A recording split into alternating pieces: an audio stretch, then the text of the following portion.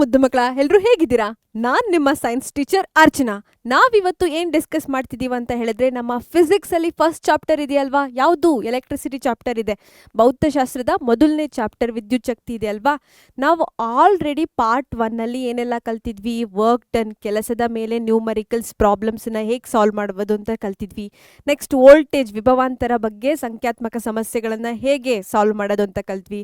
ಆವೇಶ ಚಾರ್ಜ್ ಬಗ್ಗೆ ಕ್ವೆಶ್ಚನ್ ಇದ್ದಾಗ ಯಾವ ತರ ಸಾಲ್ವ್ ಮಾಡೋದು ಅಂತ ಕಲ್ತ್ವಿ. ವಿದ್ಯುತ್ ಪ್ರವಾಹ ಅಥವಾ ಕರೆಂಟ್ ಇದ್ದಾಗ ಯಾವ ತರ ಕ್ವೆಶ್ಚನ್ಸ್ ನ ಸಾಲ್ವ್ ಮಾಡೋದು ಅಂತ ಪಾರ್ಟ್ 1 ಅಲ್ಲಿ ಕಲ್ತಿದ್ವಿ. ಸೊ ಇವತ್ತು ಪಾರ್ಟ್ 2 ನ ಡಿಸ್ಕಸ್ ಮಾಡ್ತಿದ್ದೀವಿ. ಇಲ್ಲಿ ಏನೆಲ್ಲ ಡಿಸ್ಕಸ್ ಮಾಡ್ತೀವಿ ಅಂತ ಹೇಳಿದ್ರೆ ನಮ್ಮ ರೆಸಿಸ್ಟಿವಿಟಿ ಅಂತ ಹೇಳಿದ್ರೆ ರೋಧಶೀಲತೆಯಲ್ಲಿ ಒಂದು ಇಂಪಾರ್ಟೆಂಟ್ ಪ್ರಾಬ್ಲಮ್ ಇದೆ ಮಕ್ಕಳ. ಆ ಫಾರ್ಮುಲಾದ ಮೇಲೆ ನಾವಿವತ್ತು ಒಂದು ಕ್ವೆಶ್ಚನ್ ಅನ್ನ ಸಾಲ್ವ್ ಮಾಡೋಣ. ಮತ್ತೆ ನಮ್ಮ ಓಮ್ಸ್ ಲಾನ ಯೂಸ್ ಮಾಡ್ಕೊಂಡ್ಬಿಟ್ಟು ಒಂದು ಪ್ರಾಬ್ಲಮ್ ಅನ್ನ ಸಾಲ್ವ್ ಮಾಡೋಣ. ಸರಿನಾ ಮಕ್ಕಳ? ಹಾಗಿದ್ರೆ ನೀವೆಲ್ಲ ರೆಡಿ ಇದ್ದೀರಾ? ನಿಮ್ಮ ಪೆನ್ ಬುಕ್ಸ್ ಜೊತೆ ಕೂತ್ಕೊಂಡಿದ್ದೀರಾ ಅಂತ ತಿಳ್ಕೊಂಡು ನಾನು ಮೊದಲನೇ ಕ್ವೆಶ್ಚನ್ ಅನ್ನ ಸಾಲ್ವ್ ಮಾಡೋದಕ್ಕೆ ಹೋಗ್ತಾ ಇದ್ದೀನಿ. ಸೊ ಮೊದಲನೇ ಕ್ವೆಶ್ಚನ್ ಏನಿದೆ ಅಂತ ನೋಡೋಣ ಬನ್ನಿ ಮಕ್ಕಳ. ಏನಿದೆ ಮೊದಲನೇ question? Resistance of a metal wire of length 2 meter is 30 ohm at temperature 25 degrees Celsius. If the diameter of the wire is 0.6 millimeter, then what will be the resistivity of the metal at that temperature? ನಮ್ಮ Kannada medium ಮಕ್ಕಳಿಗೋಸ್ಕರ ಒಂದು ಲೋಹದ ತಂತಿಯ ಉದ್ದವು 2 metre ಆಗಿದ್ದು ಅದರ ರೋಧವು 25 degree ಸೆಲ್ಸಿಯಸ್ನಲ್ಲಿ 30 ohm ಆಗಿದೆ. ಅದರ ವ್ಯಾಸವು 0.6 ಮಿಲಿಮೀಟರ್ ಆದರೆ ಈ ತಾಪಮಾನದಲ್ಲಿ ಲೋಹದ ತಂತಿಯ ರೋಧಶೀಲತೆಯನ್ನ ಕಂಡುಹಿಡಿಬೇಕು ಅಂತ ಹೇಳ್ತಿದ್ದಾರೆ. ಸೊ ಯಾವುದೇ ಪ್ರಾಬ್ಲಮ್ ಸಾಲ್ವ್ ಮಾಡಬೇಕಾದ್ರೆ ಫಸ್ಟ್ ಸ್ಟೆಪ್ ಏನಾಗಿರ್ಬೇಕು ಮಕ್ಕಳ? ಏನೆಲ್ಲ ಕೊಟ್ಟಿದ್ದಾರೆ ಅದನ್ನ ನಾವೇನ್ ಮಾಡಬೇಕು? ಲಿಸ್ಟ್ ಮಾಡಬೇಕು. ಸರಿ ಬನ್ನಿ ಆಗಿದ್ರೆ ಲಿಸ್ಟ್ ಮಾಡೋಣ. ಸೊ ಏನೆಲ್ಲ ಕೊಟ್ಟಿದ್ದಾರೆ? ಓಕೆ, ಲೆಂತ್ ಕೊಟ್ಟಿದ್ದಾರೆ, ಲೆಂತ್ ಉದ್ದನ ಹೇಳಿದ್ದಾರೆ. ಸೊ ಲೆಂತ್ನ ಯಾವ ಥರ ಡಿನೋಟ್ ಮಾಡ್ಕೊಳ್ಳೋಣ ಮಕ್ಕಳ? ಸ್ಮಾಲ್ ಲೆಟರ್ ಎಲ್ ಇಂದ ಡಿನೋಟ್ ಮಾಡಿಕೊಂಡು ಎಷ್ಟು ಕೊಟ್ಟಿದ್ದಾರೆ? 2 ಮೀಟರ್ ಅಲ್ವಾ? 2 ಮೀಟರ್ ಅಂತ ಬರ್ಕೋತಿದ್ದೀನಿ. ನೆಕ್ಸ್ಟ್ ಏನು ಕೊಟ್ಟಿದ್ದಾರೆ? 30 ಓಮ್ ಅಂತ ಇದೆ. ಈ ಯೂನಿಟ್ ನೋಡಿದ ತಕ್ಷಣನೇ ನಿಮಗೆ ಗೊತ್ತಾಗಬೇಕು ರೆಸಿಸ್ಟೆನ್ಸ್, ರೋಧ ಕೊಟ್ಟಿದ್ದಾರೆ ಅಂತ. ಸೊ ರೆಸಿಸ್ಟೆನ್ಸ್ನ ಯಾವ ಥರ ಡಿನೋಟ್ ಮಾಡೋದು ಮಕ್ಕಳ? Capital R. ಸೊ 30 ಓಮ್ ಅಂತ ಇಲ್ಲಿ ಬರ್ಕೋತಾ ಇದ್ದೀನಿ. ನೆಕ್ಸ್ಟ್ ಏನು ಕೊಟ್ಟಿದ್ದಾರೆ? ನಮ್ಮ ಫಾರ್ಮುಲಾಗೆ ಟೆಂಪ್ರೇಚರ್ ಅವಶ್ಯಕತೆ ಇಲ್ಲ, ಬಿಟ್ಬಿಡೋಣ ಹಾಗೆ. ಓಕೆ, ನೆಕ್ಸ್ಟ್ ಡಯಾಮೀಟರ್, ವ್ಯಾಸನ ಹೇಳಿದ್ದಾರೆ. ಸೊ ಸ್ಮಾಲ್ ಲೆಟರ್ ಡಿ ಇಂದ ಡಯಾಮೀಟರನ್ನ ಬರ್ಕೋತಿದ್ದೀನಿ. ಎಷ್ಟಿದೆ? 0.6 ಮಿಲಿಮೀಟರ್ ಅಂತ ಇದೆ. ಸೊ 0.6 ಮಿಲಿಮೀಟರ್ ಡಯಾಮೀಟರ್ ಕೊಟ್ಟಿದ್ದಾರೆ. ನಮಗೆ ಬೇಕಾಗಿರೋದು ಏನು ಮಕ್ಕಳ? ರೇಡಿಯಸ್, ತ್ರಿಜ್ಯ ಬೇಕು. ಆದರೆ ಏನು ಕೊಟ್ಟಿದ್ದಾರೆ? ಡಯಾಮೀಟರ್ ಕೊಟ್ಟಿದ್ದಾರೆ. ನಾವು ತ್ರಿಜ್ಯಕ್ಕೆ ಕನ್ವರ್ಟ್ ಮಾಡೋಣ, ಬದಲಾಯಿಸೋಣ. ಓಕೆ, ನೆಕ್ಸ್ಟ್ ಏನು ಕೊಟ್ಟಿದ್ದಾರೆ? ನೆಕ್ಸ್ಟ್ ಅಷ್ಟೇ ಕೊಟ್ಟಿರೋದು. ಏನು ಫೈಂಡ್ ಔಟ್ ಮಾಡೋಕ್ಕೆ ಹೇಳಿದ್ದಾರೆ? ರೋಧಶೀಲತೆನ ಕಂಡುಹಿಡಿಯೋದಕ್ಕೆ ಹೇಳಿದ್ದಾರೆ. ಓಕೆ, ನಮಗೆ ಫಾರ್ಮುಲಾ ಗೊತ್ತು ಅಲ್ವಾ ಮಕ್ಕಳ? ಏನು ಫಾರ್ಮುಲಾ? R = ರೋ L/A ಅಂತ ನಮಗೆ ಗೊತ್ತು ಅಲ್ವಾ? ನಮಗೇನು ಕಂಡುಹಿಡಿಯೋಕ್ಕೆ ಹೇಳಿದ್ದಾರೆ? ರೋಧಶೀಲತೆ ಅಥವಾ ರೆಸಿಸ್ಟಿವಿಟಿನ ಕಂಡುಹಿಡಿಯೋಕ್ಕೆ ಹೇಳಿದ್ದಾರೆ. ಸೊ ನಾವು ಸ್ವಲ್ಪ ಫಾರ್ಮುಲಾನ ಅರೇಂಜ್ ಮಾಡೋಣವಾ? ಸೊ R ಇಂಟು ಏನಾಗುತ್ತೆ? RA = ರೋ L ಅಂತ ಆಗುತ್ತೆ. ಸೊ ನಾವು ಇದನ್ನೇ ಅಲ್ವಾ ಕಂಡುಹಿಡಿಬೇಕಾಗಿರೋದು. ಸೊ ರೋನ ಇಲ್ಲಿ ಬರ್ಕೋತಾ ಇದ್ದೀನಿ. ಇಲ್ಲಿ ಮಲ್ಟಿಪ್ಲೈ ಆಗಿದೆ, ಗುಣಾಕಾರ ಆಗಿರೋದೇನಾಗುತ್ತೆ? ಭಾಗಾಕಾರ ಆಗುತ್ತೆ. RA ಹೇಗಿದೆ ಹಾಗೆ ಇಲ್ಲಿ ಬರ್ಕೋತಾ ಇದ್ದೀನಿ ಮಕ್ಕಳ. ಸೊ ನಮಗೆ ಇವಾಗ ಫಾರ್ಮುಲಾ ಸಿಕ್ತು. ಓಕೆ, ಇವಾಗ ಏರಿಯಾ ಅಂತ ಕಂಡುಹಿಡಿಬೇಕಲ್ವಾ? ಏರಿಯಾ ಅಂತ ಇದೆ. ಡಿರೆಕ್ಟಾಗಿ ಇಲ್ಲಿ ಏನಾದರೂ ವಿಸ್ತೀರ್ಣದ ಬಗ್ಗೆ ಹೇಳಿದ್ದಾರಾ? ಏನೂ ಹೇಳಿಲ್ಲ. ಸೊ ನಾನು ನಿಮಗೆ ಇವಾಗ ಹಿಂಟ್ ಕೊಡ್ತಿದ್ದೀನಿ ಮಕ್ಕಳ. ವಯರ್ ಅಂತ ತಗೊಂಡ್ರೆ ಇಲ್ಲಿ ಈ ವಯರ್ದು ಸರ್ಕಲ್ ಇರುತ್ತೆ ಅಲ್ವಾ, ಇದನ್ನ ನಾವೇನಂತ ಕರಿತೀವಿ? Area of A circle. ಅದು ವಯರ್ ತಂತಿದು ತುದಿ ನೋಡಿದ್ರೆ ಒಂಥರ ರೌಂಡ್ಗೆ ವೃತ್ತ ಆಕಾರದಲ್ಲಿದೆ ಅಂತ ಅನಿಸುತ್ತೆ. ಅದಕ್ಕೆ ಏರಿಯಾ ಆಫ್ ಎ ಸರ್ಕಲ್ ಅಥವಾ ವೃತ್ತದ ವಿಸ್ತೀರ್ಣ ಅಂತ ಕರಿತೀವಿ. ನಮಗೆ ಇದ್ರ ಫಾರ್ಮುಲಾ ಗೊತ್ತು. ಏನು ಅಂತ ಹೇಳಿದ್ರೆ πr² ಅಂತ ನಮಗೆ ಗೊತ್ತು. ಓಕೆನಾ? ಏನಾಗುತ್ತೆ? A = πr² ಅಂತ ಸಿಕ್ತು. ಓಕೆ, ಪೈ ಅಂದರೆ ನಮಗೆ ವ್ಯಾಲ್ಯೂ ಗೊತ್ತು, 22/7 ಅಥವಾ 3.14 ಅಂತ ನಮಗೆ ವ್ಯಾಲ್ಯೂ ಗೊತ್ತು ಅಪ್ರಾಕ್ಸಿಮೇಟ್ ಆಗಿ. ಓಕೆ, ಇವಾಗ ಆರ್ ಬೇಕು. ನಮಗೆ ಆರ್ ಕೊಟ್ಟಿಲ್ಲ. ಏನು ಕೊಟ್ಟಿದ್ದಾರೆ? ಡಯಾಮೀಟರ್ ಕೊಟ್ಟಿದ್ದಾರೆ ಅಲ್ವಾ? ಓಕೆ, ಇವಾಗ ಏನು ಮಾಡೋಣ, ನಾವು ಈ ಡಯಾಮೀಟರನ್ನು ಆರ್ಗೆ ಕನ್ವರ್ಟ್ ಮಾಡಬೇಕು. ಸೊ ವ್ಯಾಸ ಬಂದ್ಬಿಟ್ಟು ನಾವು ಈ ಥರ ಬರ್ಕೋಬೋದಾ ಮಕ್ಕಳ, R is equals to D/2 ಅಂತ. ಡಯಾಮೀಟರ್ ಅಂತ ಹೇಳಿದ್ರೆ, ವ್ಯಾಸ ಅಂತ ಹೇಳಿದ್ರೆ ನಾವು ತ್ರಿಜ್ಯನ 2 ಟೈಮ್ ಹಾಕಿದ್ರೆ 1 ವ್ಯಾಸ ಆಗುತ್ತೆ ಅಲ್ವಾ. ಸರಿ, diameter is equals to 2r ಅಂತ ಹೇಳ್ಬೋದು ಅಲ್ವಾ. ಅದೇ ನಮಗೆ 1 r ಬೇಕು ಅಂತ ಹೇಳಿದ್ರೆ ಡಯಾಮೀಟರನ್ನು ಅರ್ಧ ಮಾಡಬೇಕು, ಆಫ್ ಮಾಡಬೇಕು. ಸೊ ನಮಗೆ ಇಲ್ಲಿ ಫಾರ್ಮುಲಾ ಇದೆ, ಓಕೆನಾ. ಇವಾಗ 0.6 ಇರೋದನ್ನು ನಾವೇನು ಮಾಡ್ತಾ ಇದ್ದೀನಿ, 2 ಇಂದ ಡಿವೈಡ್ ಮಾಡೋಣ, ಓಕೆನಾ. 2 ಇಂದ ಡಿವೈಡ್ ಮಾಡೋಣ. 0.6ನ 2 ಇಂದ ಡಿವೈಡ್ ಮಾಡಿದ್ರೆ ನಮಗೆ ಆರ್ ಎಷ್ಟು ಸಿಗುತ್ತೆ ಮಕ್ಕಳ, 0.3 ಮಿಲಿಮೀಟರ್ ಅಂತ ಸಿಗುತ್ತೆ. ಓಕೆ, 0.3 ಮಿಲಿಮೀಟರ್ ಅಂತ ಸಿಕ್ತು. ನೀವು ಇನ್ನೂ ಒಂದು ನೆನ್ಪಿಟ್ಕೊಳ್ಬೇಕು, ಏನು ಅಂತ ಹೇಳಿದ್ರೆ ಈ ಮಿಲಿ ಅಂತ ಹೇಳಿದ್ರೆ ಏನು ಮಕ್ಕಳ, ಮಿಲಿ ಅಂತ ಹೇಳಿದ್ರೆ 10⁻³ ಅಂತ ನೀವು ನೆನ್ಪಿಟ್ಕೊಳ್ಳೇಬೇಕು, ಇದು ಕಂಪಲ್ಸರಿ. ಓಕೆ, ಇವಾಗ ಈ 0.3 ಮಿಲಿಮೀಟರ್ನ ಸ್ವಲ್ಪ ಕನ್ವರ್ಷನ್ ಮಾಡಬೇಕು. ಮಿಲಿ ಅಂತ ಹೇಳಿದ್ರೆ 10⁻³ ಅಂತ ಗೊತ್ತು ನಮಗೆ.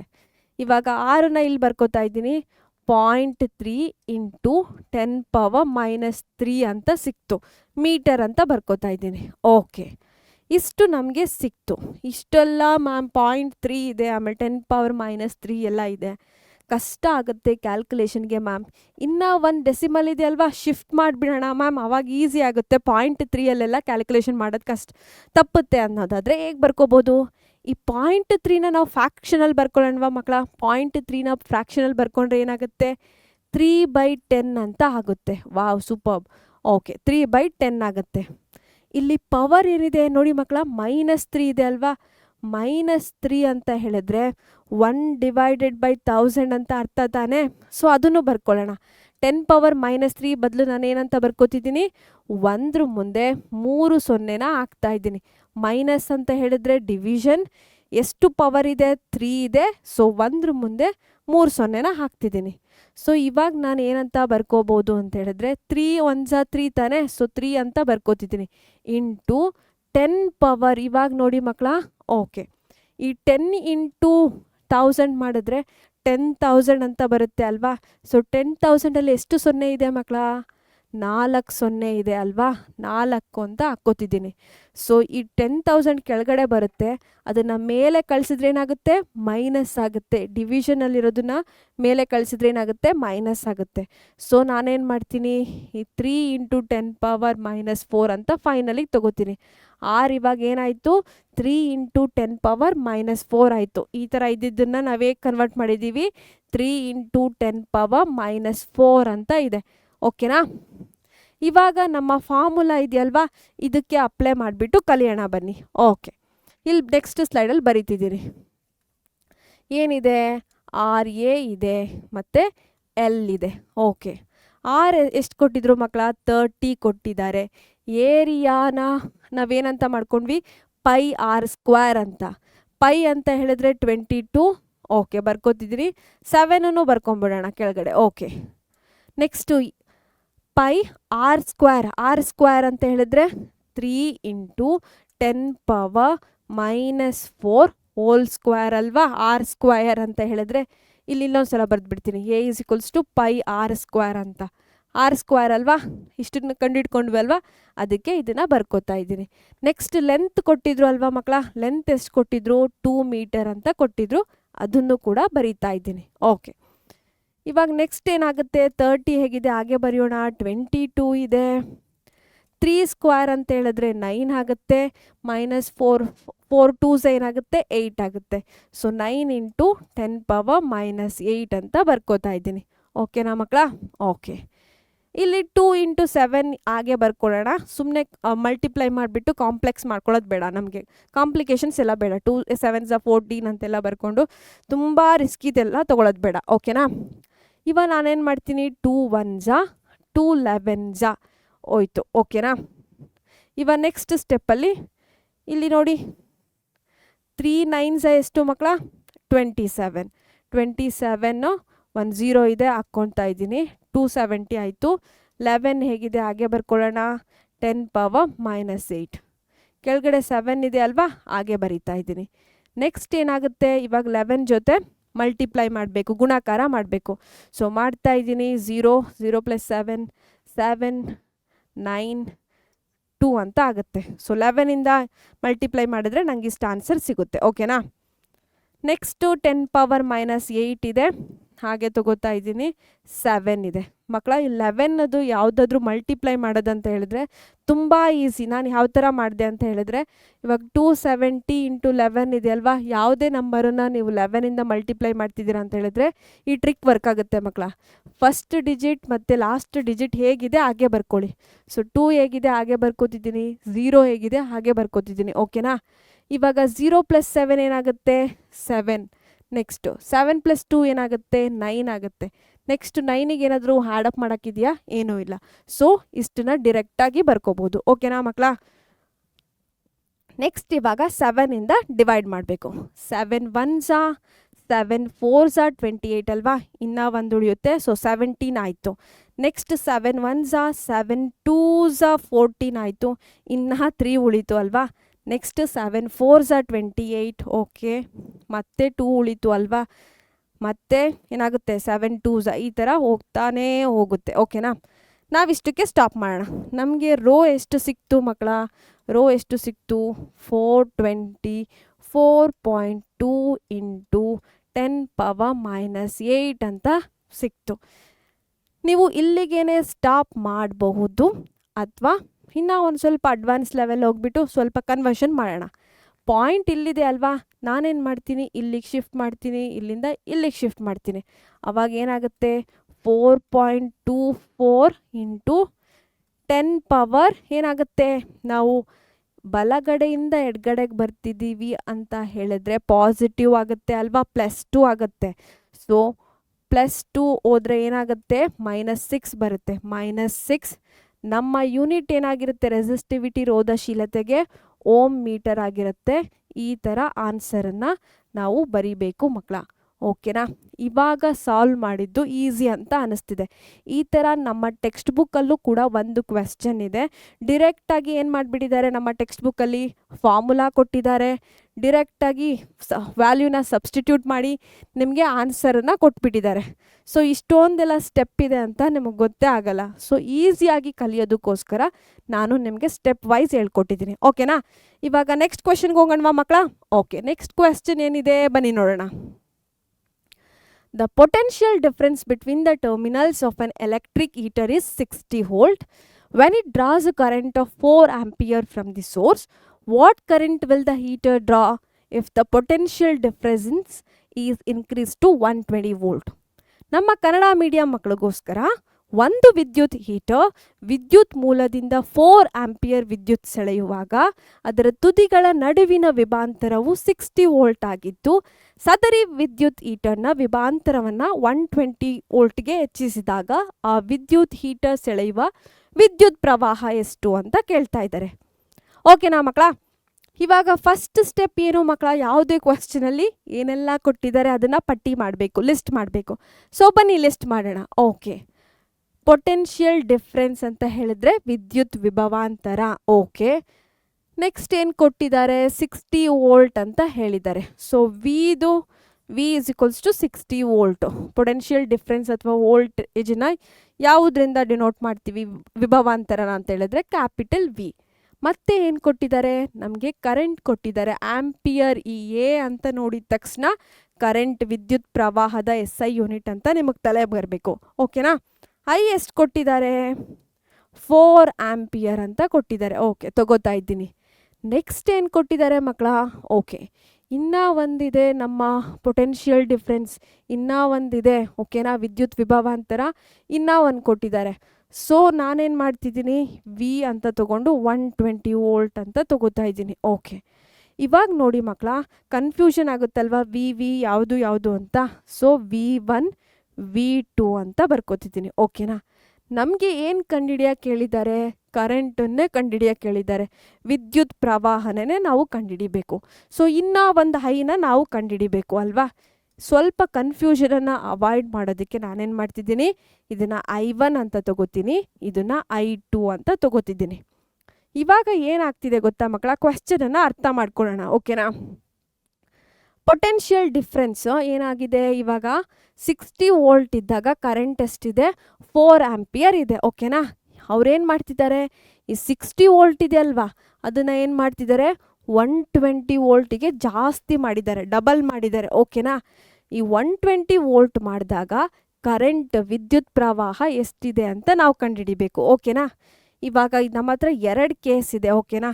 ನಾನು ಇದನ್ನ ಫಸ್ಟ್ ಕೇಸ್ ಅಂತ ತಗೋತೀನಿ, ಕೇಸ್ 1 ಅಂತ ತಗೋತಿದ್ದೀನಿ. ಓಕೆನಾ. ವಿ ಐ ಏನೋ ಒಂದು ಮಿಸ್ ಆಗ್ತಿದೆ. ಎಲ್ಲಿ ಓದಿದ್ವಿ, ಓಮ್ಸ್ ಲಾ ನೆನಪಿದೆ ಅಂತ ಅನ್ಕೋತಿದ್ದೀನಿ ನಮ್ಮ ಮಕ್ಕಳಿಗೆ. ಓಮ್ನ ನಿಯಮ ನೆನಪಿದೆಯಾ ಮಕ್ಕಳ? V equals to I R ಅಂತ ಒಂದು ಈಕ್ವೇಷನ್ ಇದೆ ಅಲ್ವಾ. ಓಕೆ, ಇವಾಗ ನಮಗೆ ಐ ಗೊತ್ತು, ವಿ ಗೊತ್ತು, ಆರ್ ಗೊತ್ತಿಲ್ಲ. ಸೊ ಆರನ್ನು ಕಂಡುಹಿಡಿದ್ಬಿಡೋಣ. ಆರ್ ಇಸ್ ಈಕ್ವಲ್ಸ್ ಟು ಏನಾಗುತ್ತೆ, ವಿ ಬೈ ಐ ಆಗುತ್ತೆ. V1 I1 ಅಂತ ತಗೊಳ್ಳೋಣ ಅಲ್ವಾ, ಯಾಕಂತಂದರೆ ಫಸ್ಟ್ ಕೇಸ್. V1 ಎಷ್ಟಿದೆ, 60 ಇದೆ. ಓಕೆ, ಬರ್ಕೋತಾ ಇದ್ದೀನಿ. ಐ ಎಷ್ಟಿದೆ ಮಕ್ಕಳ, 4 ಇದೆ. ಸೊ 4 ಆಂಪಿಯರ್ ಅಂತ ಬರ್ಕೋತಾ ಇದ್ದೀನಿ. 4 1s 4 15s ಅಲ್ವಾ. ಓಕೆ, ಆರ್ ಎಷ್ಟು ಸಿಕ್ತು ನಮಗೆ, 15 ಓಮ್. ನಿಮಗೆ ಆರ್ ಅಂದಿದ ತಕ್ಷಣ ರೆಸಿಸ್ಟೆನ್ಸ್, ರೋಧ ಅಂದಿದ ತಕ್ಷಣ ಯೂನಿಟ್ ನೆನಪಿರಬೇಕು, ಓಮ್ ಅಂತ. ಓಕೆ, ನಮಗೆ ಇವಾಗ ರೆಸಿಸ್ಟೆನ್ಸ್ ಸಿಕ್ತು. ಓಮ್ಸ್ ನಿಯಮದ ಪ್ರಕಾರ ಏನಾಗಿರುತ್ತೆ, ಆರ್ ಬಂದ್ಬಿಟ್ಟು ಕಾನ್ಸ್ಟೆಂಟ್ ಆಗಿರುತ್ತೆ ಅಲ್ವಾ, ಸ್ಥಿರವಾಗಿರುತ್ತೆ ಅಲ್ವಾ. ಓಕೆ, ಸ್ಥಿರಾಂಕ ಅಂತ ಬರೀತಿದ್ದೀನಿ. ಓಕೆ, ಇವಾಗ ಆರ್ ಬಂದ್ಬಿಟ್ಟು ಸ್ಥಿರವಾಗಿದೆ ಅಲ್ವಾ, ಕಾನ್ಸ್ಟೆಂಟ್ ಆಗಿದೆ. ಸೊ ನಮ್ಮ ಎರಡನೇ ಕಂಡೀಷನ್ಗೂ ಅಥವಾ ಎರಡನೇ ಕೇಸ್ಗೂ ಏನಾಗಿರುತ್ತೆ, ಆರ್ ಸೇಮೇ ಇರುತ್ತೆ. ಸೊ ಎರಡನೇ ಕಂಡೀಷನ್ ಏನಿದೆ, ಆರ್ ಗೊತ್ತು ನಮಗೆ 15 ಓಮ್ ಅಂತ ಬರ್ಕೋತಿದ್ದೀನಿ. ಮತ್ತು V2 ಕೊಟ್ಟಿದ್ದಾರೆ ನಮಗೆ ಎಷ್ಟು ಅಂತ, 120 ವೋಲ್ಟ್ ಅಂತ ಕೊಟ್ಟಿದ್ದಾರೆ. ಸೊ I2ನ ಕಂಡುಹಿಡಿಯೋದಕ್ಕೆ ಹೇಳಿದ್ದಾರೆ ಅಲ್ವಾ. ಓಕೆ, ಬರ್ಕೋತಾ ಇದ್ದೀನಿ. V equals to I R ಅಂತ ನಮಗೆ ಫಾರ್ಮುಲಾ ಗೊತ್ತಲ್ವಾ. ಸ್ವಲ್ಪ ರೀಅರೇಂಜ್ ಮಾಡೋಣ, ಅವಾಗ ಏನಾಗುತ್ತೆ, I equals to V by R ಅಂತ ಆಗುತ್ತೆ. ವಿ ಎಷ್ಟು ಮಕ್ಕಳ, 120 ವೋಲ್ಟ್ ಇದೆ, ಬರ್ಕೋತಾ ಇದ್ದೀನಿ. ಆರ್ನ ಈಗ ಜಸ್ಟ್ ಫೈಂಡ್ ಔಟ್ ಮಾಡಿದ್ವಿ, ಎಷ್ಟು ಬಂತು, 15. ಓಕೆ, ನಮ್ಮ ಮಕ್ಕಳಿಗೆ 15 ಟೇಬಲ್ ಬರುತ್ತೆ ಮಗ್ಗಿ ಅಂತ ಹೇಳಿದ್ರೆ ಡಿರೆಕ್ಟಾಗಿ 15 1s 15 8s ಅಂತ ತೊಗೋಬೋದು. ಇಲ್ಲ ಮ್ಯಾಮ್ ಅಷ್ಟೊಂದೆಲ್ಲ ಕಲ್ತಿಲ್ಲ ಅಂತ ಹೇಳಿದ್ರೆ ಅಟ್ಲೀಸ್ಟ್ 5 ಮಗ್ಗಿ ಬರುತ್ತಲ್ವಾ. ಸೊ 5 3s 5 2s 10, ಮತ್ತೆ 2 ಉಳಿತು 20 ಆಯಿತು. So 5 4s 20. ಓಕೆ, ಇವಾಗ 3 ಮಗ್ಗಿ ಬರುತ್ತಲ್ವಾ, 3 ಮಗ್ಗಿ. So 3 1s 3 8s. ಸೊ ನಮಗೆ ಕರೆಂಟ್ ಎಷ್ಟು ಸಿಕ್ತು ಮಕ್ಕಳ, 8 ಆಂಪಿಯರ್ ಅಂತ ಸಿಕ್ತು. ನಮ್ಮ ಫೈನಲ್ ಆನ್ಸರ್ I2ನ ನಾವು ಕಂಡುಹಿಡಿದ್ವಿ, ಎಷ್ಟು, 8 ಆಂಪಿಯರ್ ಅಂತ. ಇಲ್ಲಿ ಬರೆದ್ಬಿಡೋಣ. ಓಕೆ, ನಾವು ಸ್ವಲ್ಪ ಲಾಜಿಕನ್ನು ಹುಡುಕಿದ್ರೆ ನೀವು ಇಷ್ಟೊಂದೆಲ್ಲ ಮಾಡೋದಕ್ಕಿಂತ ಮುಂಚೆನೇ ಏನು ಆನ್ಸರ್ ಗೊತ್ತಾಗಿರುತ್ತೆ.